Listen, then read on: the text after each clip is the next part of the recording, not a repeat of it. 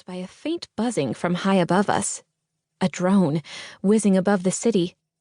Before anyone else could react, the captain of our ship whipped out a gun and took it down in one shot, sending it careening into the ocean in a blaze of flaming metal.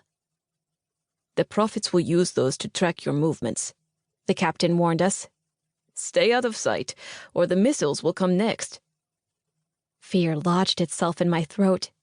Everywhere we went, we'd be targets, endangering whomever we came close to. And seeing the fervor in that captain's eyes, I worried what might have transpired if that metal spy had been a human one. Would this devotee have been just as willing to kill in my name? The longer we stayed out in the open, we knew, the greater our risk of being spotted again. So the mayor of Redensau shuffled us away from the fray, leaving the crew of our boat behind. "We cannot hide you in the city," he said ominously. "The prophets will find you, but I will take you to someone who can help." He introduced us to a small, well-dressed man with skin that shone like amber and a fast-talking charm that made you quickly forget his outcast appearance. His malformed face twisted into a warm smile. "I am Eduardo Souza," he introduced himself. "Your new best friend." And indeed, Souza immediately began living up to that promise. As his hunched frame limped ahead of us, hurrying to open the town car door, he barraged me with compliments, keen to befriend the so-called prophet. While he was eager to protect us from the dangers we'd told him were closing in, it was clear he wasn't ready to stop there.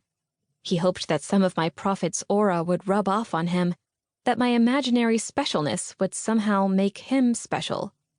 I wished I felt special, felt like anything other than a fraud. As Souza helped us traverse the roads around Redensau, I realized those worshippers at the shore were just the tip of the iceberg. I was stunned to see my own face plastered on walls all throughout the area. Flyers, graffiti, banners hanging from windows. I was everywhere. "How did they all know she was coming?" Dawn asked, nervous. "They didn't," Souza said simply. "This isn't some kind of show they're putting on for me?" I asked, confounded. Souza shook his head. "You are Grace, prophet of the outcasts, and this is a city of outcasts." As we passed banner after banner, Zach's eyes glazed over in disbelief. "I guess they like you." It suddenly hit me. I was a worldwide phenomenon, a role that came with obligations and consequences so huge I couldn't yet comprehend them.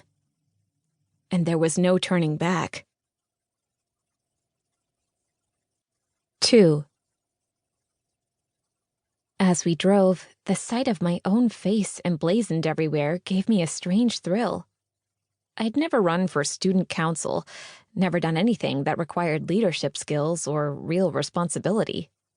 My father had always taught me that the way to make Great Spirit proud was to be of service, to be humble. Making myself a prophet, that wasn't exactly humble. My stomach churned with regret. I was just an 18-year-old kid with no idea what I was doing. Why had I put myself in this position? How had I convinced all these people that I had any kind of wisdom? Sooner or later, I knew they'd realize I was a fraud. "I need to find a way to tell people the truth," I whispered to Dawn when Souza stopped to refuel the car. "You know, that I'm not really a prophet."